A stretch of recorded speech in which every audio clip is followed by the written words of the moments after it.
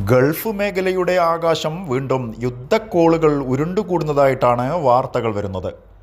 ഫലസ്തീൻ ഇസ്രായേൽ പോർമുഖത്ത് കാര്യമായ മാറ്റങ്ങളില്ലാതെ പ്രത്യാക്രമണങ്ങൾ തുടരുന്ന കഥകൾക്കിടയിലാണ് ഇറാനും റഷ്യയും അമേരിക്കയും ഇസ്രായേലും ചിത്രത്തിലേക്ക് കടന്നു വരുന്ന കഥകൾ പുറത്തു വരുന്നത്. ഇറാൻ പ്രസിഡന്റ് അനിതരസാധാരണമായ ഒരു സംഭവത്തിൽ കൊല്ലപ്പെട്ടതും ഹമാസ് നേതാവ് ഇസ്മായിൽ ഹനിയ ഇറാനിൽ വെച്ച് തന്നെ കൊല്ലപ്പെട്ടതും കാര്യങ്ങൾ കൂടുതൽ വഷളാക്കിയിട്ടുണ്ട്. കഴിഞ്ഞ ഏതാനും ദിവസങ്ങളായി ഗൾഫിനെ ചുറ്റിപ്പറ്റിയുള്ള കടലിടുക്കുകളിൽ ആയുധങ്ങളും ആയുധക്കപ്പലുകളും കുന്നുകൂടുകയാണ്.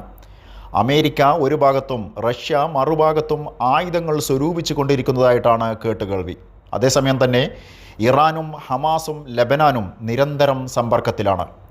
ഇറാന് വേണ്ടി റഷ്യയുടെ ആയുധശേഖരങ്ങൾ കോപ്പുകൂട്ടുന്നു എന്ന വാർത്തകൾക്കിടയിലാണ് ഇന്ന് അമേരിക്കയുടെ ഭാഗത്തു നിന്നും വന്ന പ്രസ്താവന ഇറാൻ യുദ്ധത്തിന് തയ്യാറെടുക്കുന്നു എന്നാണ്. അണുവായുധങ്ങളുടെ പോലും ഭീഷണി നിലനിൽക്കുന്ന ഈ അന്തരീക്ഷത്തിൽ കുവൈറ്റും സദാ ജാഗരൂകരാണ്. അണുവായുധങ്ങളുടെ പ്രസരണമുണ്ടായാൽ ഉപയോഗിക്കുന്ന ആൻറ്റിഡോട്ടുകൾ പ്രാഥമികാരോഗ്യ കേന്ദ്രങ്ങളിൽ പോലും സൂക്ഷിക്കുവാൻ ഉത്തരവുകൾ ഇറങ്ങിക്കഴിഞ്ഞു എന്നതാണ് യാഥാർത്ഥ്യം. പുതിയ വാർത്തകൾക്കായി ചാനൽ സബ്സ്ക്രൈബ് ചെയ്യുക.